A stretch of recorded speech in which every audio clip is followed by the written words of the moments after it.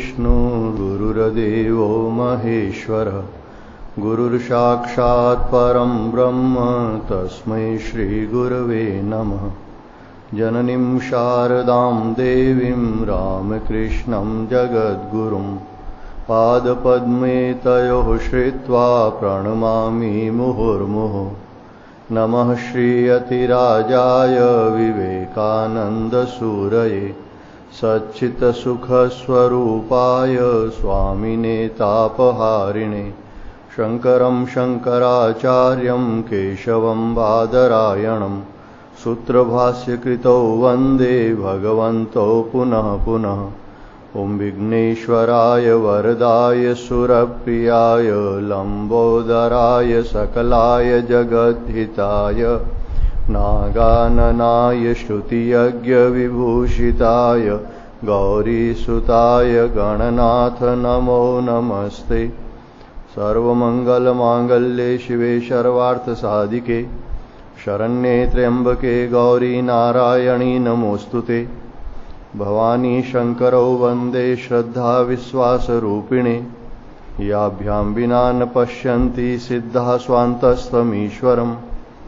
दक्षिणे लक्ष्मणो यस्य वामे च जनकात्मजा पुरतो मारुति यस्य तं वन्दे रघुनन्दनम्। वसुदेवसुतं देवं कंसचाणूरमर्दनं देवकी परमानन्दं कृष्णं वन्दे जगद्गुरुम्। नारायणं नमस्कृत्य नरं चैव नरोत्तमं देवीं सरस्वतीं व्यासं ततो जयमुदीरयेत्। ॐ पार्थाय प्रतिबोधतां भगवता नारायणेन स्वयं व्यासेन ग्रथितां पुराणमुनिना मध्ये महाभारतम्। अद्वैतामृतवर्षिणीं भगवतीम् अष्टादशाध्यायिनीम् अम्ब त्वामनुसन्दधामि भगवद्गीते भवद्वेषिणीम्। सर्वोपनिषदो गावो दुग्धा गोपालनन्दनः पार्थो वत्सः सुधीर्भोक्ता दुग्धं गीतामृतं महत् दुग्धं गीतामृतं महत्। ॐ श्रीमन्नारायण नारायण नारायण श्रीमन्नारायण नारायण नारायण श्रीमन्नारायण नारायण नारायण श्रीमन्नारायण नारायण श्रीमन्नारायण नारायण नारायण श्रीमन्नारायण नारायण नारायण श्रीमन्नारायण नारायण नारायण श्रीमन्नारायण नारायण नारायण श्रीमन्नारायण नारायण नारायण श्रीमन्नारायण नारायण नारायण श्रीमन्नारायण नारायण नारायण श्रीमन्नारायण नारायण नारायण। बोलिए सच्चिदानंद भगवान की जय। वंदनीय संत चरणों में प्रणाम। भगवत स्वरूप समस्त भक्तगण, भगवती स्वरूपा मातृशक्ति, श्रीमद् भगवद गीता सप्तम अध्याय। भगवान श्री कृष्ण कहते हैं कि ये मेरी त्रिगुणमयी माया बड़ी दुस्तर है पार करने में, लेकिन जो केवल मुझको ही बसते हैं, मामेव ये प्रपद्यन्ते माया मेताम तरन्ति ते, वो इस माया से पार हो जाते हैं। चाहे किसी प्रकार से, लेकिन ईश्वर का भजन हो, ईश्वर के शरणागत हो, क्योंकि ये जो त्रिगुणमयी माया है ये भगवान की ही शक्ति है, और मायातीत भगवान की शरण होने से, उनकी कृपा से सुगमता पूर्वक मनुष्य इस माया से पार हो सकता है। लेकिन इस माया को पार करने की सबकी रुचि क्यों नहीं होती, यानी भगवान के शरणागत होने से माया के पार होते हैं लेकिन भगवान के शरणागत क्यों नहीं होते? इसके लिए भगवान ने जो कहा कि जो दुष्कृति न है, जो दूषित कर्म करने वाले मूढ़ लोग हैं, जिन्हें नराधम भगवान ने कहा, निकृष्ट लोग हैं, वो व्यक्ति जिनका ज्ञान माया के द्वारा हर लिया गया है, यानी जिनकी शक्ति नष्ट हो गई है, ऐसे आसुर भावी व्यक्ति हैं, वो मुझको नहीं भजते। तो कोई भी व्यक्ति, भगवान ने जिसे दुष्कृति न कहा है, उसकी सबसे बड़ी दुष्कृति तो यही है कि उसका भगवान में विश्वास ही नहीं है। जो जगत को ही सत्य मानता है, ईश्वर को सत्य नहीं मानता है, तो सब पापों की नींव वहीं पड़ जाती है। जब जगत को सत्य मानता है तो जगत से किस प्रकार से सुख लिया जाए, और फिर उस सुख को लेने के लिए वो पाप कर्म भी करने के लिए तैयार होता है, किसी भी प्रकार से ये सुख मुझे प्राप्त हो, ये सामग्री मुझे प्राप्त हो।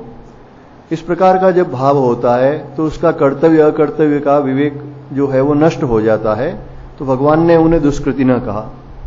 और बाद में भगवान कहते हैं जो मेरा भजन करते हैं वो सुकृति न है, सत्कर्मी है, पुण्यात्मा है। ईश्वर का भजन करना ही जो है वो प्रधानता है। अब इसमें जो भजन करने वाले हैं वो अलग अलग भाव के हो सकते हैं। भगवान ने 4 प्रकार के व्यक्ति बताए। कुछ में जो अर्थार्थी हैं, यानी उसमें धन की इच्छा है, पुत्र की इच्छा है, स्त्री की इच्छा है, सांसारिक सुख की इच्छा है। जो आर्त है, यानी अपने कष्ट दूर करने के लिए भगवान को याद करता है। और एक ऐसा व्यक्ति है जिसमें सुख की इच्छा नहीं है, या सुख में दुख में समान रहता है, लेकिन भगवत प्राप्ति की इच्छा है, ऐसा जिज्ञासु है। और चौथा है जो पूर्ण ज्ञानी है, जिसे परमात्मा का ज्ञान हो चुका है, परमात्मा का साक्षात्कार हो चुका है, फिर भी वो भजन करता है। वो केवल इसलिए कि उसका स्वभाव बन गया है और भगवान से उसको एक स्वाभाविक रूप से प्रेम है, अहेतुकी प्रेम है। तो भगवान ने चारों को ही एक जैसा सुकृति न बताया है। अब चारों का भाव अलग अलग है। जो अर्थार्थी है, आर्त है, इसका मतलब उसके अंदर रजोगुण है, लेकिन उसके बावजूद भी सुकृति न इसीलिए बताया है कि कम से कम उन लोगों ने ये विश्वास कर लिया है कि भगवान जो है वे सर्वात्मा हैं, सर्वसमर्थ हैं, परम दयालु हैं, सर्वशक्तिमान हैं, और ऐसा जानकर वे भजन करते हैं। इसलिए भगवान ने इन चारों को सुकृति ने बताया। इसमें से ज्ञानी की विशेषता बताई कि जो ज्ञानी भक्त है वो तो मेरी आत्मा ही है, क्योंकि वो भगवान के साथ एक हो चुका है काम भाव से भजन करते हुए। तो भगवान ने उसे सर्वश्रेष्ठ बताया कि बहुत जन्मों के बाद में वासुदेव सर्वम जो ऐसा समझता है, ऐसा महात्मा है, वो दुर्लभ है। जो सबके अंदर जड़ चेतन में एक ही परमात्मा को देखते हैं, वासुदेव को ही देखते हैं, भगवान कहते हैं वो महात्मा दुर्लभ है। तो भगवान ने चाहे भली अर्थार्थी था या आर्थ था, उसे भी उदार बताया कि ये सब भी उदार हैं, यानी विशाल हृदय वाले हैं कि मुझ सर्वात्मा परमात्मा को भजते हैं। और उससे जो कुछ निम्न श्रेणी के व्यक्ति हैं जिनमें रजोगुण हैं, जो अभी दुष्कृति न भी नहीं है, पाप कर्म अन्य नहीं कर रहे हैं, कुछ उनमें नम्रता, सरलता, साधना की भावना भी है, लेकिन भगवान के प्रति उनको विश्वास नहीं है कि भगवान सर्वशक्तिमान है, सबकी आत्मा है, और वो विवेक से प्रेरित नहीं है बल्कि कामनाओं से प्रेरित है। कामस्ते रतज्ञाना ज्ञाना प्रपद्यन्ते अन्य देवता। जो कामनाओं से प्रेरित होकर अन्य देवताओं की पूजा करते हैं अनेक प्रकार के नियम, विधि, विधान, सामग्री से, तो उनमें कामना की पूर्ति निश्चित रूप से होनी चाहिए, ये भावना है, कामना की प्रधानता है। जो भगवान के भक्त हैं उनमें भगवान के भक्ति की प्रधानता है। कामना की है तो सही पूर्ति की इच्छा, लेकिन अगर कामना पूर्ति हो या नहीं हो तो भी वो भजन को नहीं छोड़ते। इसलिए भगवान ने उनको उदार कहा है, अर्थार्थी, आर्त आदि को। और जो केवल कामना पूर्ति के लिए देवताओं की उपासना करते हैं, जिनमें रजोगुण अधिक है, लेकिन कम से कम वो पाप कर्म नहीं कर रहे हैं, कोई सात्विक देवता की उपासना कर रहे हैं विधि विधान से, तो भगवान ने कहा कि मैं उनकी श्रद्धा को भी स्थिर कर देता हूं। जिनकी उपासना कर रहे हैं मैं उनकी उपासना छुड़ाना नहीं चाहता, क्योंकि अभी वो तमोगुण रजोगुण भाव से सत्वगुण भाव की तरफ बढ़ रहे हैं, देवताओं की तरफ बढ़ रहे हैं। और भगवान की ये विशेषता है, भगवान किसी का भाव नष्ट नहीं करते। जितने भी अवतार पुरुष आए हैं उन्होंने अपने पूर्व पुरुषों की, पंचदेवों की उपासना की है, और जो जिसका अधिकारी होता है वो उनको वहां लगा देते हैं। ये संत महात्माओं की या ईश्वर अवतारों की सभी की ये एक विशेषता है। भगवान शिव के अनेक भक्त हुए जिनको भगवान शिव ने अपनी भक्ति प्रदान की। उन्होंने अहेतु की भक्ति मांगी, उपमन्यु आदि हुए हैं, कणप हुए हैं, कितने ही संत हुए। यहां तक कि भगवान राम और कृष्ण ने भी भगवान शिव की आराधना की, शक्ति की आराधना की और उनकी भक्ति प्राप्त की। लेकिन कई ऐसे भक्त हुए हैं जिनको उन्होंने अन्य भक्ति भी प्रदान की। जैसे काकभूषुंडी जी का जो पूर्व जन्म में वो शिव भक्त थे, लेकिन बाद में उनको राम भक्ति प्रदान की। ये नरसिंह मेहता जो संत हुए हैं गुजरात के, ये भी पहले शिव भक्त थे और शिव के दर्शन हुए उन्हें, लेकिन भगवान शिव ने उन्हें रासमंडल का दर्शन कराया, गोलोक का दर्शन कराया, उन्होंने भगवान कृष्ण की भक्ति प्रदान की। तो उस भक्त के पूर्व जन्म के संस्कार और जैसी उनकी रुचि होती है उस अनुरूप जहां उनका कल्याण होता है भगवान उस तरीके से लगा देते हैं। जो भगवान श्री कृष्ण है वो महाभारत के पूर्व अर्जुन से भगवती की स्तुति करवाते हैं, भगवान शिव की प्रार्थना करके भगवान शिव से पाशुपत अस्त्र दिलवाते हैं। तो जहां उसका भक्त का कल्याण हो वहां उसे लगा देते हैं। भगवान किसी की श्रद्धा है वो खंडित नहीं करते। तो भगवान कहते हैं कि मैं उसकी श्रद्धा जिस देवता में भी उसकी रुचि है वहां पे उसे स्थिर कर देता हूं। लेकिन वो व्यक्ति, भगवान ने उन्हें आगे अल्पमेधस कहा है,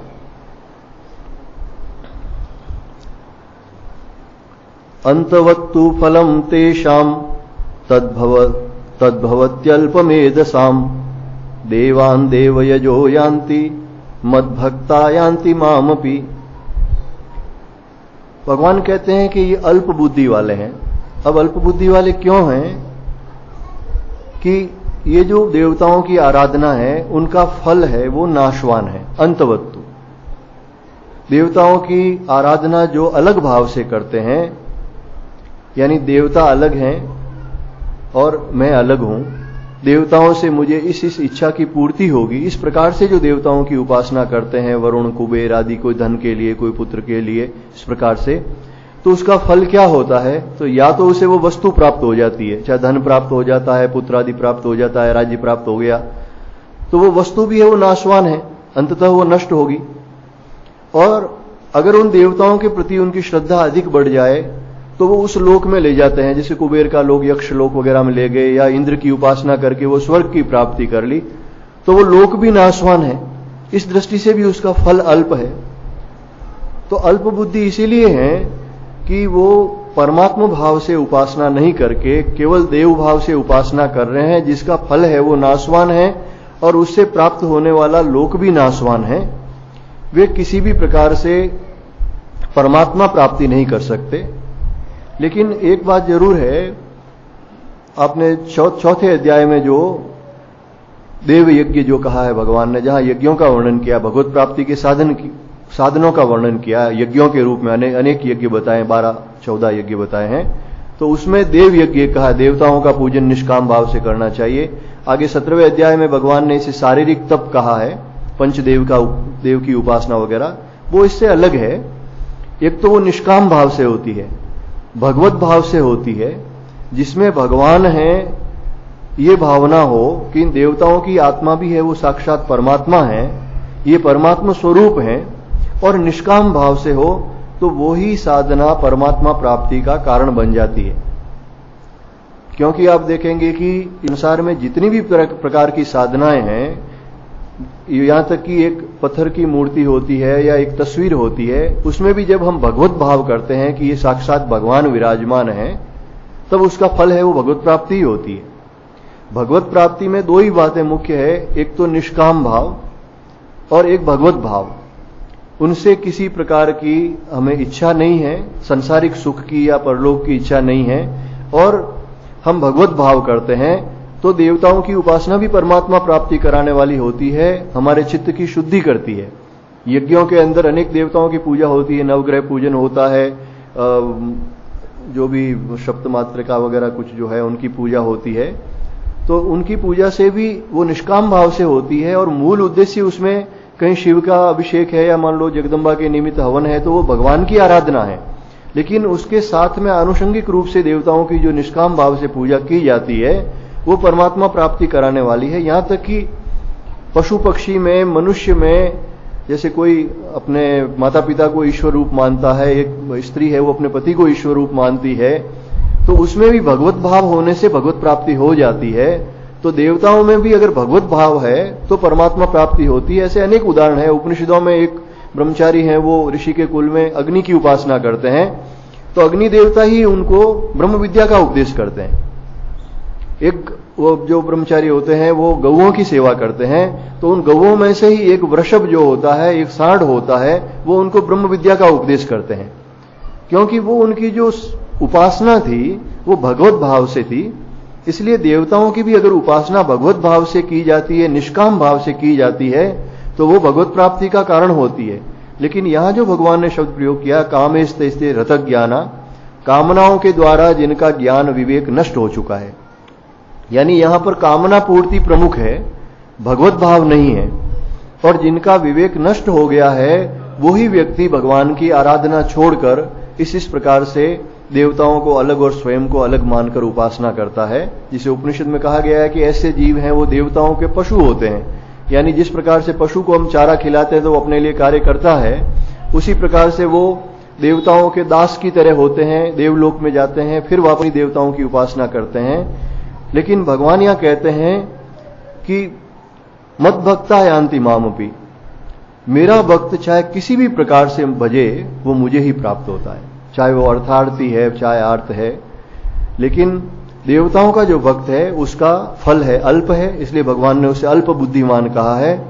और भगवान की जो उपासना करता है चाहे किसी भी प्रकार से करे, वह अंततः परमात्मा प्राप्ति करता है, क्योंकि उसकी जब इच्छा पूर्ति हो जाती है, मान लो अर्थ की इच्छा है तो अर्थ प्राप्ति होगी, राज्य की इच्छा है तो राज्य प्राप्ति होगी। लेकिन वो जो भगवत प्राप्ति का जो उसने भजन किया है, उस भजन का संस्कार अंततः उन्हें परमात्मा की ओर ले जाता है। जैसे ध्रुव जी का हम दृष्टांत देखते हैं, उन्होंने स्पष्ट रूप से राज्य प्राप्त करने के लिए तपस्या की थी, भगवान का दर्शन होता है, राज्य मिलता है, और दीर्घ काल के लिए करीब 36,000 वर्ष के लिए कहते हैं उन्होंने राज्य किया। तो जब वो तपस्या करके आते हैं तो श्रीमद् भागवत में आता है कि उन्हें एक प्रकार का खेद होता है कि मैंने भगवान की आराधना की और भगवान के दर्शन किए, लेकिन मैंने इनसे शुद्ध भक्ति नहीं मांगी, और इसके कारण 36,000 वर्ष तक मैं राज्य करूंगा, लेकिन इतने समय के लिए तो मैं भगवान से दूर हो गया। जबकि भगवान ने उन्हें वरदान दिया था कि अंत में मेरी ही भक्ति प्राप्त होगी, और अंत में जब उनका शरीर शांत होने का समय आता है तो उस समय पर भगवान के पार्षद उन्हें लेने के लिए आते हैं, विमान में बैठकर वो भगवत लोक में जाते हैं। लेकिन कहीं न कहीं जो ये इच्छा थी उसकी, उन इच्छा की पूर्ति के लिए उन्हें राज्य करना पड़ा, इतने समय तक भगवान से उन्हें कुछ दूर रहना। लेकिन सकाम भाव होने के बावजूद भी अंततः उन्हें भगवत प्राप्ति हुई। सुग्रीवादी हैं, उनमें भी स्त्री की प्राप्ति की इच्छा थी, धन राज्य प्राप्ति की इच्छा थी, और वो प्राप्ति के बाद भी अंततः वो भगवान राम के धाम में गए। तो भगवान कहते हैं कि जो भक्त किसी भी प्रकार से भजे वो मुझे ही प्राप्त होता है। यहां तक कि कई तामसिक भक्त भी हुए हैं जिनकी भावना बड़ी तामसिक थी। एक राजा थे, भगवती के भक्त थे, लेकिन वो बहुत बलि देते थे। उन्हें मना भी किया गया, लेकिन वो पशु बलि बहुत देते थे, भगवती की उपासना भी करते थे। देखो ये जो हिंसा वगैरह होती है मनुष्य के भाव के ऊपर होती है, राजसिक तामसिक जैसा भाव होता है। जो भगवती को लोग खीर चढ़ाते हैं तो वो खीर ग्रहण करती है, और जो चढ़ाए, वैसे किसी भी देवता के सामने वो परम भक्ति होती है, सात्विक भाव होता है तो वो ग्रहण करते हैं स्थूल रूप से। नहीं तो आप जो भी उनके सामने रखोगे वो तो आपसे मांगते नहीं है। जैसा वो व्यक्ति होता है उसके तामसिक भाव के अनुरूप ही वो उसे चढ़ाता है। भगवती कहीं नहीं कहती है कि मेरे सामने पशु हत्या करो, वो तो उनके तो वो सभी संतान हैं, पशु पक्षी मनुष्य। तो वो इस प्रकार से बहुत पशु बलि देता था।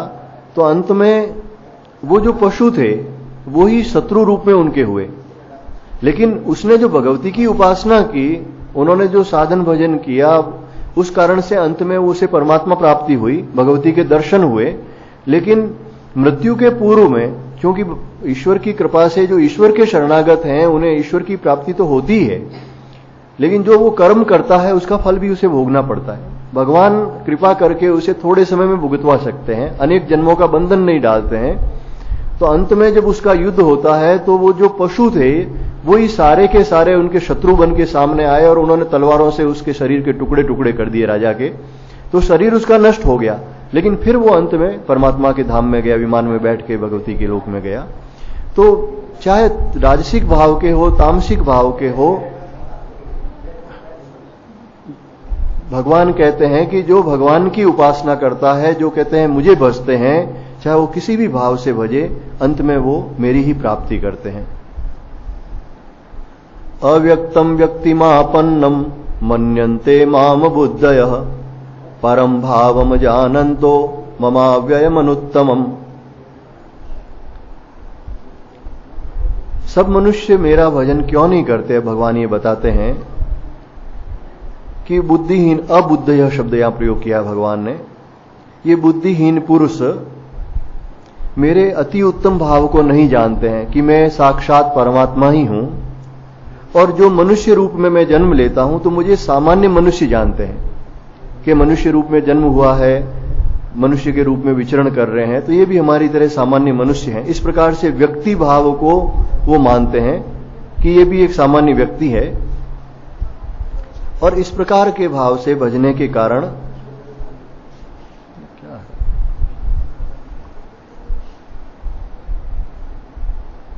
नारायण नारायण, शांत रहो थोड़ा। भगवान कहते हैं जो श्रद्धाहीन है, बुद्धिहीन है, जो अनेक तर्क के द्वारा मनुष्य के रूप में भगवान को देखते हैं कि इन्होंने मनुष्य जन्म धारण किया है तो ये भी हमारी तरह मनुष्य हैं, तो उनके जो भगवत भाव को, परम उत्तम भाव को नहीं मानते हैं, वो जो अविनाशी स्वरूप है उसको नहीं मानते हैं, और इसके कारण वो उन्हें सामान्य मनुष्य की तरह ही ग्रहण करते हैं।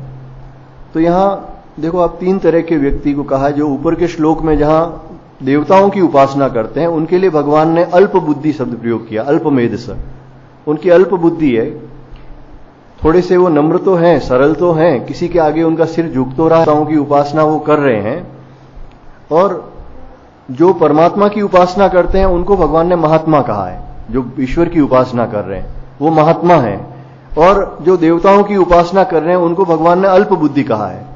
और यहां पर भगवान ने अबुद्धय कहा, ये बुद्धिहीन व्यक्ति हैं जो भगवान को मनुष्य मानते हैं। भगवान को न वो देवता मानते हैं न भगवान मानते हैं, वो भगवान को भी सामान्य मनुष्य मानते हैं। या समझ लो ऐसे व्यक्ति हैं वो अपने को ही सर्वोपरि मानते हैं, जो सर्वश्रेष्ठ हैं उनको सर्वश्रेष्ठ नहीं मानते। तो भगवान ने उनके लिए शब्द प्रयोग किया अबुद्धय, ये बुद्धिहीन व्यक्ति हैं।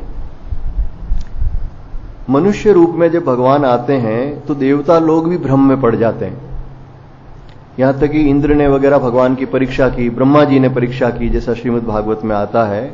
और महाभारत में तो भीष्म जी एक बार दुर्योधन को कहते हैं कि तुम इनसे युद्ध मत करो पांडवों से। जब समझाते हैं तो स्पष्ट रूप से कहते हैं कि मैंने वेदव्यास जी से सुना है कि भगवान श्री कृष्ण हैं, ये साक्षात पुरुषोत्तम हैं, शंख चक्र गदाधारी जो विष्णु भगवान हैं वही भगवान कृष्ण के रूप में आए हैं। और जो इन्हें मनुष्य मानता है वो नराधम है, यानी मनुष्यों में निकृष्ट है, और कहते हैं वो अनेक समय तक नरकों में जाता है। और जो केवल इन्हें प्रणाम भी करता है तो उसका उद्धार हो जाता है। तो वो कहते हैं इसलिए उनको परम परमेश्वर मान के उनको प्रणाम करना चाहिए, उनके प्रति श्रद्धा रखनी चाहिए। ऐसा भीष्म जी है वो दुर्योधन को समझाते हैं। लेकिन दुर्योधन नहीं मानते हैं, वो यही मानते हैं कि ये सामान्य मायावी व्यक्ति है, ठीक है, हमसे ज्यादा शक्तिशाली हैं, लेकिन उनको ईश्वरीय भाव से नहीं मानते।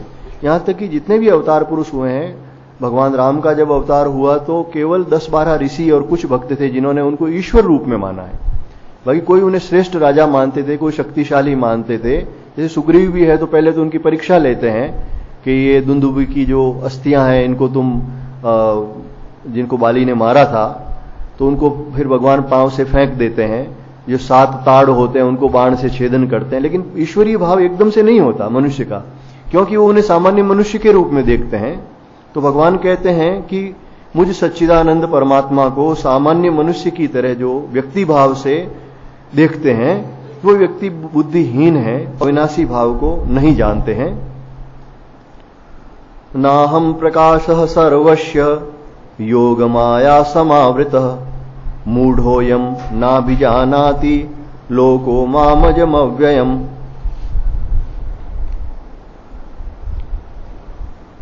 अपनी योग माया से छिपा हुआ, योग माया समावृतः, मैं सबके सामने प्रत्यक्ष नहीं होता, क्योंकि ये अज्ञानी समुदाय, यानी जो श्रद्धा रहित है, जो भगवत भक्ति रहित है, जो पूर्व के श्लोक में जैसा कहा गया कि वो जो सामान्य मनुष्य मानते हैं भगवान को, मुझ जन्म रहित अविनाशी परमेश्वर को नहीं जानते, अर्थात अपने को, अर्थात उन्हें जन्मने मरने वाला सामान्य मनुष्य जानते हैं। तो इसमें भगवान ये जो बात कह रहे हैं कि मैं अपनी योग माया से छिपा रहता हूं, अब वास्तव में जिसे योग माया कहा गया है, ये भगवान की ईश्वरीय शक्ति है, ऐश्वर्य शक्ति भी है, आह्लादिनी शक्ति भी है, आनंद देने वाली शक्ति भी है। वही भगवती शक्ति कई बार भगवान के साथ में राधिका जी के रूप में, कभी सीता जी के रूप में, गौरी शंकर के साथ गौरी रूप में विराजमान रहती है, और उसी से सृष्टि स्थिति प्रलय होती है। इसीलिए इसको योग माया कहा है, भगवान की सात्विक ईश्वरीय शक्ति जो उससे अभिन्न है। एक जो माया से जिसका ज्ञान ढक गया है, इस प्रकार जो माया का वर्णन किया, वो अविद्या माया है, जो तामसिक राजसिक है और संसार में जिसके कारण जीव फंसते हैं। ये जो माया है, योग माया, वैसे ये एक ही शक्ति है भगवान की, जिसे योग माया कहो या वो माया कहो, लेकिन ये एक सात्विक शक्ति है जिसके कारण इस त्रिगुण में इस सृष्टि की रही है और भगवान की लीला होती है। अब इस योग माया से भगवान कहते हैं जो मूढ़ पुरुष हैं, जो मेरे भक्ति मुझ में जिनकी भक्ति नहीं है, श्रद्धा नहीं है, उनके सामने ये योग माया मेरा स्वरूप ढक देती है। ये भगवान को नहीं ढकती है, ये उन मूढ़ पुरुषों की ज्ञान दृष्टि को ढक देती है। इसके कारण वो मनुष्य रूप में सामने होने पर भी जो ईश्वर हैं साक्षात, उन्हें ईश्वर नहीं मान पाते, और जो भगवत भक्त हैं वे उन्हें साक्षात ईश्वर देखते हैं। जैसे कौरवों की सभा में गए तो भीष्म जी है, विदुर जी है, वो तो उनको साक्षात ईश्वर ही समझ रहे थे, लेकिन दुर्योधन, कर्ण आदि ये उनको ईश्वर नहीं मान रहे थे। जिस प्रकार से ये बादल हैं, ये हम सोचते हैं ये सूर्य को ढक देते हैं, पर ये वास्तव में सूर्य को नहीं ढकते। सूर्य तो कहीं न कहीं चमकता ही है, अगर यहां बादल है तो दूसरी जगह चमकता है, दूसरे शहर में बादल नहीं होंगे, तो सूर्य नहीं ढकता है। जो सूर्य में विराजमान है अगर कोई देव, उसकी दृष्टि से तो प्रकाश ही प्रकाश है, परमात्मा की दृष्टि से केवल परमात्मा ही परमात्मा है। लेकिन जो जीव समुदाय है, जो हम नीचे इस पृथ्वी लोक पर हैं, उनकी दृष्टि को ये बादल ढक देते हैं, इसलिए हम सूर्य को नहीं देख पाते। तो वैसे ही जो ये योग माया है, ये जो परमात्मा की निज शक्ति है, ये भगवान की कृपा से भगवान के सामने उनके स्वरूप को प्रकट करती है। जो मानस में कहा है, सोई जानी जेहु देहु जनाई, जानत तुम्ही हो जाई। तो जिनको भगवान जनाते हैं, यानी जिनके सामने अपना स्वरूप प्रकट करना चाहते हैं, उन्हीं के सामने ये योग माया का पर्दा है, ये हटता है, और वो उनको ईश्वर के रूप में प्रत्यक्ष रूप से देख सकते हैं। जो श्रद्धा रहित पुरुष हैं, भक्ति रहित पुरुष हैं, जो ईश्वर को सामान्य मनुष्य जानते हैं, वो व्यक्ति कभी भी परमात्मा के दर्शन नहीं कर सकते। इसलिए इसमें श्रद्धा ही सर्वोपरि है। यहां तक कि अनेक भक्तों के जो उदाहरण आते हैं, जैसे नामदेव जी ने एक गधे को पानी पिलाया जो रामेश्वर के लिए ले जा रहे थे, और उन्होंने उस एक प्यासे गधे को पिला दिया और वहां ही उनको भगवान शिव के दर्शन हो गए। या उन्होंने एक कुत्ते को भी भगवान के समान मानकर जो रोटी छुपड़ के उनको खिलाई, तो ये उनकी दृष्टि थी, उनकी जो श्रद्धा थी, उसके कारण वही भगवान प्रकट हो गए। एक भक्त होते हैं, उनके सामने भगवान शिव हैं, वो इंद्र के रूप में आते हैं और वो कहते हैं तुम भक्ति जो कर रहे हो, तुम्हें क्या चाहिए, तुम्हें जो चाहिए वो वस्तु मैं दे सकता हूं, मैं देवराज इंद्र हूं, देवताओं का राजा हूं, और जो तुम चाहो मैं दे सकता हूं। वो कहते हैं कि मुझे जो भी चाहिए मैं भगवान शिव से ही लूंगा, तुमसे नहीं लूंगा, क्योंकि मेरे इष्ट देव भगवान शिव है। इंद्र ने उनको बहुत समझाया कि भगवान शिव का दर्शन तो कठिन है, लेकिन मैं तुम्हें जो तुम चाह रहे हो, तुम्हारी तपस्या से मैं प्रसन्न हूं, देने के लिए तैयार हूं। उन्होंने कहा कि नहीं, मेरी इच्छा है तो भी मैं भगवान शिव से ही उसकी पूर्ति करूंगा, और उन्होंने उनसे कुछ नहीं लिया। तो उन इंद्र देवता में से ही फिर भगवान शिव प्रकट हुए और उन्होंने उनको दर्शन दिया। तो जो हमारी श्रद्धा है, जो भगवत भाव है, वही अंततः हमें भगवत प्राप्ति कराता है। इसीलिए भगवान ने कहा है कि किसी भी प्रकार से जो मुझे बचता है वो मुझे ही प्राप्त होता है, और जो श्रद्धा रहित या भगवत भक्ति रहित जन समुदाय है, जो मुझे सामान्य मरने जन्मने वाला समझता है, उनके सामने मैं योग माया से ढका हुआ रहता हूं, वो मुझे प्राप्त नहीं कर सकते। वेदाहम समतीतानि वर्तमानानि चार्जुन भविष्याणि च भूतानि माम तु वेदन कश्चन। हे अर्जुन, पूर्व में व्यतीत हुए, वर्तमान में और आगे होने वाले यानी भविष्य के, वर्तमान भविष्य भूतकाल तीनों के समस्त प्राणियों को, समस्त जड़ चेतन भूतों को मैं जानता हूं, परंतु मुझको कोई भी नहीं जान सकता। यहां कोई भी नहीं जान सकता मैं, क्योंकि भगवान ने इसी अध्याय के 3 श्लोक में ये कहा है, यत्ताम अपि सिद्धान कश्चिन माम वेत्ति तत्वतः, कि प्रयत्न करने वाले हजारों में से कोई एक प्रयत्न करता है, लेकिन प्रयत्न करने वाले हजारों में से कोई एक मुझे तत्व से जानता है। मतलब कोई कोई तो तत्व से जानते ही हैं, चाहे कम जानो, लाखों में से एक भी जानो। तो भगवान का यहां यही भाव महसूस होता है, जो भगवान कहते हैं मुझे कोई नहीं जानता, इसका अर्थ यही है कि श्रद्धा भक्ति रहित पुरुष मुझे नहीं जान सकते। जो संशयात्मा नहीं है, जिसमें कोई संशय नहीं है, साधना में तत्पर है, वैसे व्यक्ति श्रद्धावान पुरुष मुझे जान सकते हैं। लेकिन जो श्रद्धा रहित है, भक्ति रहित है, वैसा व्यक्ति मुझे नहीं जान सकता। लेकिन भगवान कहते हैं कि मैं समस्त प्राणियों को जानता हूं, क्योंकि भगवान है वो, उनका ज्ञान कभी ढकता नहीं है, अखंड ज्ञान है, नित्य है, सर्वज्ञ है। जिस अवतार का वर्णन किया 4 अध्याय में, वहां भी भगवान ने यही सबसे पहले बात की कि मैंने सूर्य को ये उपदेश दिया था। और फिर अर्जुन को कहा कि जब अर्जुन ने पूछा कि आपने सूर्य को कैसे उपदेश दिया, आपका तो मेरे साथ जन्म हुआ है, और भगवान सूर्य तो सृष्टि के आदि में हुए हैं।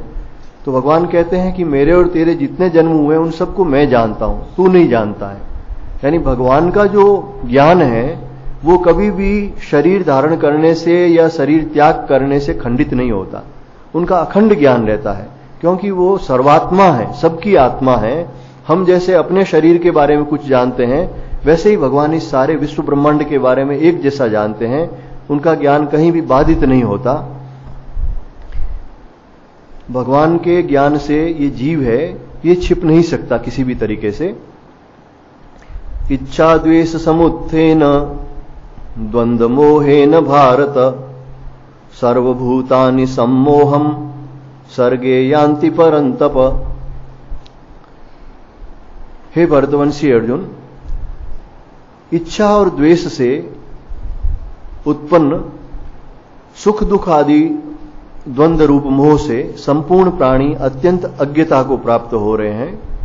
अब भगवान ने यहां जो जिन लोगों को भगवत प्राप्ति नहीं होती उनके बारे में, जो अज्ञानी समुदाय के बारे में बताया कि ये लोग मुझे क्यों नहीं बचते, कि इच्छा और द्वेष, पहले जिसे भगवान ने राग कहा है, कामना राग, ये लगभग एक ही वस्तु है। राग का मतलब होता है जिसके प्रति आसक्ति होती है। आसक्ति उसी से होती है जिससे हमें सुख की इच्छा होती है कि इससे हमें सुख मिलेगा, उसके प्रति आसक्ति हो जाती है। और द्वेष जो है वो उसे पहले काम और क्रोध रूप में भी कहा। ये जो कामना में जब बाधा पड़ती है, राग होता है जिससे सुख की इच्छा होती है, और जब वो उससे सुख नहीं मिलता तो उसे क्रोध हो जाता है। लेकिन यहाँ जो द्वेष शब्द प्रयोग किया है, द्वेष जो हमारे प्रतिकूल होते हैं, हमारे मन अनुकूल जो कर्म नहीं करते हैं, उनसे भी द्वेष हो जाता है। तो जो ये इच्छा और द्वेष है, यानी राग और द्वेष है, काम और क्रोध है, इनसे ही मोह उत्पन्न होते हैं, सुख दुख उत्पन्न होता है। जो आपके अनुकूल होते हैं उससे सुख उत्पन्न होता है कामना की पूर्ति होने पर, और जिस कामना की पूर्ति नहीं होती है, जो प्रतिकूल होते हैं, उससे दुख होता है। ये जो द्वंद्व है, यानी सुख और दुख, मान और अपमान, सर्दी और गर्मी, इससे ही मनुष्य मोहित है। यानी इससे ही हमारा अज्ञान है वो और दृढ़ हो जाता है। हम शरीर को और संसार को ही सत्य मानने लगते हैं, और इस मोह के कारण ही भगवान कहते हैं कि संपूर्ण प्राणी अत्यंत अज्ञता को प्राप्त हो रहे हैं। यानी अपने अमूल्य जीवन को जो भगवत प्राप्ति के लिए ही मिला है, वो केवल धन संग्रह और सांसारिक भोगों में ही समाप्त कर रहे हैं। तो अत्यंत अज्ञता को प्राप्त हो रहे हैं और ईश्वर का भजन नहीं करते। इन द्वंद्वों से जो पार होने का उपाय तो यही है, जिसे पहले भी कई बार बताया गया है, कि मनुष्य इस सुख दुख में सम रहे। समत्व ही है इससे पार होने का उपाय है कि ये जो भी हमें सुख दुख मिलता है ये हमारे कर्मों का फल है। जो भी हमें वस्तु मिलती है वो कर्म फल के अलावा कुछ नहीं है। वस्तु, व्यक्ति और परिस्थिति, ये तीन चीज संसार में हमारे सामने आती है, जो अनुकूल भी हो सकती है और प्रतिकूल भी हो सकती है। तो जो भी व्यक्ति, जो भी वस्तु या जो भी परिस्थिति हमारे अनुकूल होती है उसे हम सुख कहते हैं, और जब वो प्रतिकूल होती है तो हम उसे दुख कहते हैं।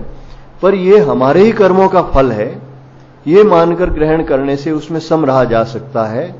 और दूसरी जो ज्ञान दृष्टि है उसके अनुरूप ये संसार चूंकि नाशवान है और जो भी वस्तु प्राप्त हो रही है वो भी नाशवान ही है, वो भी नित्य हमारे साथ रहने वाली नहीं है। उस दृष्टि से भी वहां से हम अपनी दृष्टि हटा सकते हैं। और तीसरा, जो भी भगवान हमारे लिए भेजते हैं वो कल्याणकारी ही है। अगर दुख भी आता है तो वो हमारे किसी पाप कर्मों को नष्ट कर रहा है, और इस प्रकार से भगवान अपनी तरफ ही खींच रहे हैं, क्योंकि वो सबके सुहृद हैं। ऐसा मानकर भी इस द्वंद्व में सम रहा जा सकता है। तो जो समत्व में रहते हैं उनको तो भगवान ने ज्ञानी कहा है, लेकिन जो इस द्वंद्व के कारण मोह में पड़ जाते हैं और इसी के कारण सांसारिक सुखों में भोगों में लग जाते हैं, उसी के लिए प्रयास करते रहते हैं, वैसे प्राणी को भगवान ने कहा ये मोहित प्राणी है और अत्यंत अज्ञता को प्राप्त होते हैं।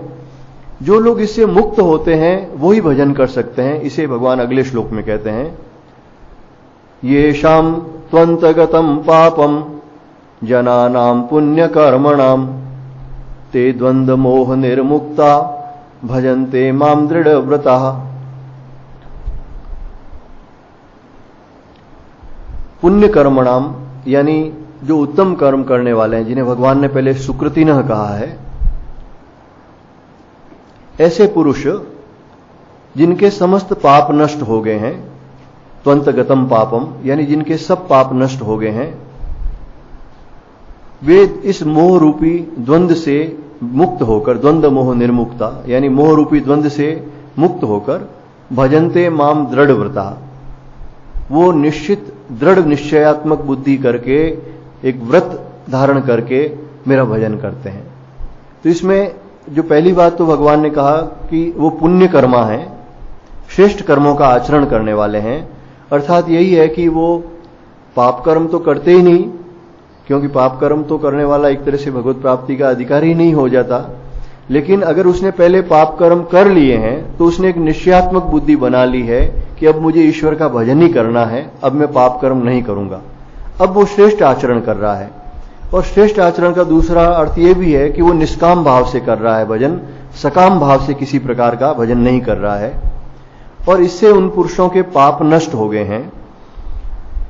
जो व्यक्ति निष्काम भाव से साधन भजन करता है तो वर्तमान में जो कर्म करता है, जो क्रियमाण कर्म है, वो अगर उसमें कोई दोष भी हो तो वो दोष उन्हें नहीं लगता है। प्रत्यवायो न विद्यते, जो दूसरे अध्याय में भगवान ने कहा है, नेहा विक्रम नासोस्ति प्रत्यवायो न विद्यते। ये जो निष्काम भाव से भजन होता है उसमें अगर आनुषंगिक कोई दोष भी होता है तो वो दोष उसे नहीं लगता है। और जो उसके संचित पाप होते हैं, जो पूर्व जन्म के जो पाप पुण्य दोनों ही संचित कर्म होते हैं, उन कर्मों के फल की कामना नहीं होने के कारण वो संचित कर्म भी उनके नष्ट हो जाते हैं। अब केवल उनके प्रारब्ध कर्म रहते हैं जो इस शरीर में कर्म फल देने के लिए उद्यत हो चुके हैं। उसी से हमारी आयु बनती है, उसी से हमें सुख दुख मिलता है। तो इस प्रारब्ध कर्म को भोगने के लिए भगवान ने कहा है द्वंद्व मोह निर्मुक्ता। वो राग द्वेष जनित इस द्वंद्व से मुक्त हो जाते हैं, यानी इसमें वो सम रहते हैं। मैं प्रारब्ध का क्षय कर रहा हूं, अपने ही कर्मों के फल को भोग रहा हूं। इस प्रकार से वो इस द्वंद्व से, मोह से निर्विकार रहते हैं। द्वंद्वों में भी विकार नहीं आता, दुखी सुखी नहीं होते, अपने विवेक का प्रयोग करते हैं। और ऐसे दृढ़ वृत्ति जिन्होंने भजन करने का दृढ़ निश्चय कर रखा है, दृढ़ निश्चय करने से ही भजन होता है। क्योंकि किसी प्रलोभन से, किसी भय से, कामना से मनुष्य भजन को छोड़ देता है तो वो फिर भजन ठीक से नहीं कर पाता। एक दिन होता है, एक दिन नहीं होता। आज ये जरूरी काम है, वो जरूरी काम है, काम तो होते ही रहते हैं, उसमें ही समय निकालकर भजन करना पड़ता है। लेकिन जो दृढ़ व्रति हैं, जो किसी भी हालत में, किसी भी प्रलोभन से, भय से, कामना से भजन को नहीं छोड़ते, ऐसे व्यक्ति, दृढ़ निश्चयी व्यक्ति भगवान कहते हैं मेरा भजन करते हैं। और भजन करने से क्या होता है कि उनका विक्षेप दोष दूर हो जाता है। ये जो संचित पाप नष्ट होते हैं, क्रेमाण पाप नष्ट हो जाते हैं, प्रारब्ध क्षय हो जाता है, ये मल दोष निवृत्त हो गया उनका। लेकिन मन में जो ये विक्षेप होता है, चंचलता होती है, अनेक कामनाएं जो उसकी होती है, वो कामनाएं तो निष्काम कर्म करने से नष्ट हो जाती है, लेकिन फिर भी वो जो कामनाओं के संस्कार होते हैं उसके भीतर, आगे वो फल तो नहीं देती है, लेकिन जो काम के संस्कार होते हैं वो मन में एक चंचलता उत्पन्न करते हैं। पूर्व के कई विचार आते हैं, कई बार पूर्व जन्मों के कई विचार आते हैं जब गहराई से लोग ध्यान करते हैं तो, और सामान्यतया जो हम दैनिक व्यवहार करते हैं उसके भी विचार आते हैं। तो ये जो विक्षेप दोष है ये भजन से ही दूर होता है। एक जो साधन हो, एक भगवान का नाम हो, एक रूप हो, उसका ध्यान करे तो उससे विक्षेप दोष भी दूर हो जाता है। तो भगवान कहते हैं इस प्रकार के भक्त हैं वो दृढ़ निश्चय करके मेरा भजन करते हैं। जरा मरण मोक्षाय मामाश्रित्य यतन्ति ये ते ब्रह्म तद्विदुः कृष्णमध्यात्मम् ते ब्रह्म तद्विदुः कृष्णम अध्यात्मम कर्म चाखिलम। जरा मरण मोक्षाय और माम आश्रित्य, भगवान कहते हैं कि मेरा सहारा लेकर, और जो इस जरा और मरण से छूटना चाहते हैं, जरा का मतलब होता है वृद्धावस्था, जैसे जन्म मरण से छूटना चाहते हैं, लेकिन अब जन्म तो हो ही गया, जो दुर्लभ मनुष्य जन्म तो हमें मिल ही गया, तो जरा और मरण ये संसार में सुनिश्चित, एक दिन वृद्धावस्था आनी है और एक दिन शरीर छूटना है, मरण है, ये निश्चित बात है। और इससे मनुष्य कैसे छूट सकता है? जब वो जन्म से छूटेगा, क्योंकि अगर जन्म लोगे तो फिर वही वृद्धावस्था है, फिर वही मृत्यु है। लेकिन भगवान कहते हैं जो मेरे शरण होकर, इस अध्याय की शुरुआत में जो भगवान ने प्रथम श्लोक में कहा था, मय्यासक्त मना पार्थ, जो मेरे अंदर ही आसक्त हैं, जिनका मन मुझ में ही लगा हुआ है। और ये उपसंहार रूप में 2 अध्याय श्लोक में पहले वही बात एक तरह से कहते हैं कि जो मेरे आश्रित होकर, वही मय्यासक्त मना, जो मेरे आश्रित हैं, मेरी शरण लेकर और इस जरा मरण से छूटना चाहते हैं, यानी जन्म मरण के बंधन से जो छूटना चाहते हैं, यतंती, जो अभ्यास कर रहे हैं, उसके लिए यत्न कर रहे हैं, साधन भजन कर रहे हैं, वे संपूर्ण ब्रह्म को, कृष्णम यानी पूर्ण रूप से ब्रह्म को, अध्यात्म को और संपूर्ण कर्म को जानते हैं। अब इसमें भगवान ने ये जो इस श्लोक में ये 3 नए शब्द प्रयोग किए, वैसे ब्रह्म शब्द पहले भी आया, लेकिन ब्रह्म, अध्यात्म और कर्म को जानते हैं। और अगले श्लोक में भी जो भगवान ये बात कहेंगे, ये आगामी अध्याय का एक तरह से बीज है, क्योंकि इससे प्रश्न खड़े होंगे कि ये अध्यात्म क्या है, ये ब्रह्म क्या है। इस प्रकार से प्रश्न खड़े करने के लिए भगवान ने यहां इन शब्दों का प्रयोग किया है। और दूसरी बात यह है कि भगवान ने इस अध्याय के प्रारंभ में ही कहा था कि मैं तुझे ज्ञान विज्ञान सहित कहूंगा, अपने समग्र रूप को मैं बताऊंगा। तो एक तो भगवान ने इसमें सूत्र दिया है कि जो मेरी शरण होकर भजन करते हैं, यानी जो व्यक्ति मुक्त होना चाहता है, उस मुक्ति में जो सबसे बड़ी बात जो है, मूल बात है, वो तो है कामनाओं से मुक्ति। जब मनुष्य इच्छाओं से मुक्त हो जाता है, इस लोक के भोग नहीं चाहता, परलोक के भोग नहीं चाहता, तो वो मनुष्य मुक्त हो जाता है, जीवन मुक्त हो जाता है। लेकिन उसकी स्थिति है वो निराकार शांत ब्रह्म में होती है। उसका वापस जन्म तो नहीं होता, इच्छाओं से मुक्त है तो उसका जन्म नहीं होता, लेकिन निराकार शांत ब्रह्म में इसकी स्थिति होती है। लेकिन भगवान चाहते हैं कि मैं अपना समग्र रूप प्रदर्शित करूं, जिसमें निराकार भी है, साकार भी है, निर्गुण भी है, सगुण भी है। इसलिए भगवान ने पहले श्लोक में भी मय्यासक्त मना कहा, और यहां भी अंतिम में ये कहते हैं माम आश्रित्य, मेरी शरण होके, यानी भक्ति पूर्वक भजन करने से। भक्ति पूर्वक भजन करने से भगवान के साकार रूप के भी दर्शन होते हैं। तो ये भगवान के समग्र रूप को वो भक्त जान लेता है, साकार, निराकार, सगुण, निर्गुण। आप जितने भी श्रेष्ठ भक्त देखेंगे, जैसे देवऋषि नारद हैं, सुखदेव जी हैं, भगवान श्री रामकृष्ण परमहंस हैं, या जितने भी अवतार पुरुष हुए हैं, राम हैं, कृष्ण हैं, विष्णु भगवान हैं, पुराणों में आप अनेक कथाएं पढ़ेंगे, आप देखते हैं कि वो किसी भी लोक में जा सकते हैं। नारद जी हैं, कभी शिवलोक में जा रहे हैं, कभी वैकुंठ में जा रहे हैं, कहीं भगवती के लोक में। हर पुराण में देवऋषि नारद का वर्णन आता है, सुखदेव जी का, सनकादिक ऋषियों का, वो हर लोक में जा सकते हैं। तो ऐसे वो मतलब सगुण साकार के तत्वों को भी जानते हैं और निर्गुण निराकार ब्रह्म में भी वही हैं। ज्ञान मार्गी भी उन्हें अपना गुरु मानते हैं, सुखदेव जी को, सनकादिक ऋषियों को गुरु मानते हैं, और भक्त लोग भी उन्हें अपना गुरु मानते हैं। तो इस प्रकार की संपूर्णता प्राप्त तभी हो सकती है, भगवान के समग्र रूप को तभी जान सकते हैं जब भगवान की उपासना भक्ति पूर्वक की जाए। कामनाओं को छोड़ना तो सबसे पहले है ही, निष्काम कर्मयोग तो सबसे पहली सीढ़ी है, लेकिन कामनाओं को त्याग करने के बाद भी भगवान के किसी रूप का सहारा लेके जो हम भक्ति पूर्वक साधना करते हैं, तो उससे भगवान कहते हैं इस जरा मरण से तो छूट ही जाता है, जन्म मरण के बंधन से, वृद्धावस्था, इससे तो छूट ही जाता है। लेकिन वो संपूर्ण ब्रह्म को, यानी ब्रह्म के, परमात्मा के उस सच्चिदानंद निर्गुण निराकार रूप को, अध्यात्म को, जो अगले अध्याय में इसका विस्तृत वर्णन आएगा। अध्यात्म का मतलब है ये जीव, परा प्रकृति जिसे कहा है यहां, अपरा प्रकृति और परा प्रकृति का जो पहले वर्णन आया था। तो ये जो जीव समुदाय है ये ईश्वर का अंश है और तत्वतः ये ब्रह्म ही है। जो सच्चिदानंद परम ब्रह्म परमात्मा है और जीव है, इनमें भेद नहीं है। इस अध्यात्म को भी वो जान लेता है और संपूर्ण कर्म को जानता है, यानी सृष्टि की उत्पत्ति है वो परमात्मा के संकल्प से हुई, उन्हीं के अंदर इसका पालन हो रहा है और अंत में उन्हीं में चली जाती है। इसका अर्थ यह है कि अपरा प्रकृति के रूप में भी ये ब्रह्म ही है, परमात्मा ही है। तो जो ब्रह्म है, जो अध्यात्म है, और ये जो कर्म रूप में जो सृष्टि दिखाई दे रही है, अपरा प्रकृति रूप में दिखाई दे रही है, ये सब एक ही परमात्मा है। ये परमात्मा का समग्र रूप है। इसी को अगले अध्याय, इस अगले श्लोक में भी और कह रहे हैं। तो इस प्रकार से भगवान का आश्रय लेकर, भगवान की शरण लेकर जो इस जन्म मृत्यु के बंधन से छूटता है, वो भगवान के समग्र रूप को जान लेता है। और भगवान की शरणागति से भजन करने में एक और जो लाभ है, एक साधक के लिए जो बात है, जो निराकार निर्गुण की उपासना करते हैं, पहली बात तो निराकार निर्गुण की धारणा ही नहीं होती, क्योंकि आकाशवत अगर भगवान है, कैसी हमें उसकी धारणा करेंगे। जो साकार रूप है, साकार के प्रति हम जल्दी धारणा कर सकते हैं, उस रूप का चिंतन आसानी से कर सकते हैं, उनकी लीलाओं का चिंतन कर सकते हैं। अगर उनके ध्यान में उनका रूप नहीं आया तो हम उनकी लीलाओं का चिंतन कर सकते हैं, मानसिक पूजन कर सकते हैं। और दूसरा, जो भगवान का आश्रय लेकर साधन भजन करता है, उनमें साधना का अहंकार नहीं होता। जैसे कोई योग मार्ग का अभ्यासी है, अगर वो गुरु का सहारा लेता है, ईश्वर का सहारा लेता है, तो उनमें अहंकार नहीं होता। लेकिन उसके अंदर केवल मैं योग साधना के द्वारा भगवत प्राप्ति कर लूंगा तो उनमें सिद्धियां प्रकट होती है, अहंकार आ सकता है।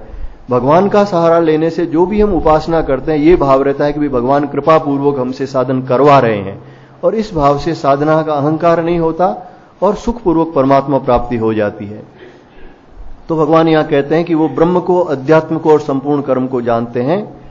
आगे के श्लोक में फिर कहते हैं, साधिभूतादिदेवं माम साधि यज्ञम च ये विदुम प्रयाण कालेपि च माम ते विदुर्युक्त चेतसः। जो पुरुष अधिभूत और अधिदेव को भी जानता है, अधियज्ञ के सहित सबके आत्मरूप जो ईश्वर को जानता है, वह मुझे अंत काल में भी जानते हैं, और वे युक्त चित्त वाले पुरुष मुझे ही जानते हैं, अर्थात प्राप्त होते हैं। ये जो अर्थ किया है थोड़ा ठीक से नहीं हुआ, इसको स्पष्ट करते हैं। अब पहले तो भगवान ने कह रहे इसमें जो ये नए शब्द दिए हैं, ब्रह्म, अध्यात्म, अधिभूत, अधिदेव, अधियज्ञ, ये इसीलिए दिए हैं कि इससे अगला अध्याय शुरू होगा, इसका कल होगी उसकी चर्चा। लेकिन संक्षेप में ये बता देते हैं कि जो अधिभूत शब्द है वो इस अपरा प्रकृति के लिए, नाशवान पंचभूतों के जो संसार है उसके लिए अधिभूत शब्द प्रयोग हुआ है। अधिदेव है वो देवताओं के जिसे स्वामी कहा गया है, या जिसके द्वारा इस सृष्टि की रचना होती है, ब्रह्मा जी, हिरण्यगर्भी जहां कहा गया है, इन ब्रह्मा जी को अधिदेव कहा है। और अधियज्ञ है वो अंतर्यामी रूप से ईश्वर के लिए ही कहा गया, जो सभी यज्ञों में स्थित है, समस्त यज्ञों का फल देने वाले हैं और सबके आत्मा रूप में विराजमान हैं, वही ईश्वर अंतर्यामी, उसे अधियज्ञ कहा है। तो इसका अर्थ यही है कि ये जो अंतर्यामी ईश्वर हैं वे ही ब्रह्मा जी के रूप में हैं, वे ही इस सृष्टि के रूप में, अपरा प्रकृति के रूप में हैं, वे ही परा प्रकृति के रूप में जीव समुदाय के रूप में हैं, और वे ही है वो निराकार निर्गुण ब्रह्म के रूप में है। तो ईश्वर ब्रह्म सृष्टि इस सब को एक है, ये ऐसा स्थापित करने के लिए भगवान का समग्र रूप यही है। जो राम दशरथ का बेटा वही राम घट घट में लेटा, उसी राम का जगत पसारा और वही राम है सबसे न्यारा सच्चिदानंद स्वरूप दशरथ के रूप में, अवतार रूप में, और घट घट में जो लेटे हुए हैं वो ईश्वर रूप में, अंतर्यामी रूप में, और जगत पसारा इस सृष्टि के रूप में भी भगवान ही है। जिसकी भी हम सेवा करते हैं वो भी भगवान का ही रूप है। तो यही भगवान का समग्र रूप है जिसको भगवान ने इस अध्याय के प्रारंभ में ही बताने की प्रतिज्ञा की थी। अब भगवान यहां कहते हैं कि अंत काल में भी वे मुझे ही जानते हैं, ऐसे युक्त चित्त वाले, अर्थात और कहते हैं वो मुझे ही प्राप्त होते हैं। इसका दो अर्थ है। एक तो ये है कि जीवन काल में जिन्होंने इस समग्र रूप का साक्षात्कार कर लिया है कि सर्वभूतों में एक वासुदेव ही है, वासुदेव सर्वम इति स महात्मा स दुर्लभ, जो भगवान ने कहा है, जिसने जीवन काल में इस प्रकार से सब में परमात्मा को देख लिया है, वो जीवन के अंत में भी मुझे ही प्राप्त होते हैं। क्योंकि जैसी उनकी मति होती है वैसी अंत गति होती है। तो अंत में भी देह त्याग होने के समय भी वो उस परम ब्रह्म परमात्मा को ही प्राप्त होते हैं, ऐसे युक्त चित्त वाले। और दूसरा ये भी है कि अगर जीवन काल में उन्हें इन परमात्मा का साक्षात्कार नहीं भी हुआ और वे अगर अंत काल में भी इस स्थिति में अगर स्थित हो जाते हैं, कई ऐसे जो राजा महाराजा हुए हैं या कई ऐसे जो पहले कोई दुष्कर्म भी करते थे लेकिन बाद में वो संत हो गए, उन्होंने सब कुछ त्याग कर ईश्वर का भजन किया, और जीवन के अंत में भी अगर ये स्थिति प्राप्त हो जाए तो वो व्यक्ति उस परम ब्रह्म परमात्मा को, ब्रह्म के उस समग्र रूप को है वो जान लेता है। जैसे दूसरे अध्याय के अंत में जहां भगवान ने स्थित प्रज्ञ के लक्षणों का वर्णन किया है, वहां पर भगवान कहते हैं एषा ब्राह्मी स्थिति ही पार्थ नैनाम प्राप्य विमुह्यति स्थित्वाम श्याम अंत काले अपि ब्रह्म निर्वाण मृच्छति, कि ये जो ब्राह्मी स्थिति है इसको प्राप्त करने के बाद कोई मोहित नहीं होता। यानी एक बार इस ब्राह्मी स्थिति को प्राप्त होने के बाद वो ब्रह्म को ही प्राप्त हो जाता है, अंतकाल में ब्रह्म के साथ ही एक रहता है। लेकिन अंतकाल में भी अगर वो कोई इसमें स्थित हो जाए तो भी कहते हैं वो ब्रह्म निर्वाण मृच्छति, वो ब्रह्म को प्राप्त हो जाता है। तो जीवन के अंत काल में भी भगवान नारायण की स्मृति हो जाए तो वो अंत में परम ब्रह्म परमात्मा को ही प्राप्त कर लेता है।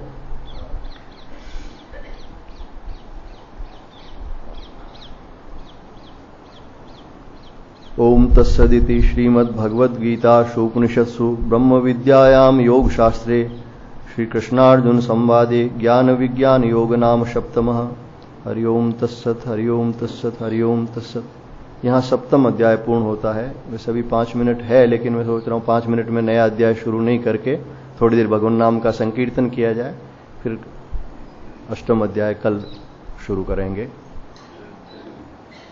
हरे कृष्ण कृष्ण कृष्ण हरे हरे, हरे राम राम राम हरे हरे, हरे कृष्ण कृष्ण हरे हरे, हरे राम राम राम हरे हरे, हरे कृष्ण कृष्ण कृष्ण हरे हरे, हरे राम राम राम हरे हरे, हरे कृष्ण कृष्ण कृष्ण हरे हरे, हरे राम राम राम हरे हरे, हरे कृष्ण कृष्ण कृष्ण हरे हरे, हरे राम राम राम हरे हरे, हरे कृष्ण कृष्ण कृष्ण हरे हरे, हरे राम राम राम हरे हरे, हरे कृष्ण कृष्ण कृष्ण हरे हरे, हरे राम राम राम हरे हरे, हरे कृष्ण कृष्ण कृष्ण हरे हरे, हरे राम राम राम हरे हरे। बोलिए सच्चिदानंद भगवान की जय। सियावर रामचंद्र भगवान की जय। श्री कृष्ण चंद्र भगवान की जय। श्री रामकृष्ण भगवान की जय। सब संत महात्माओं की जय।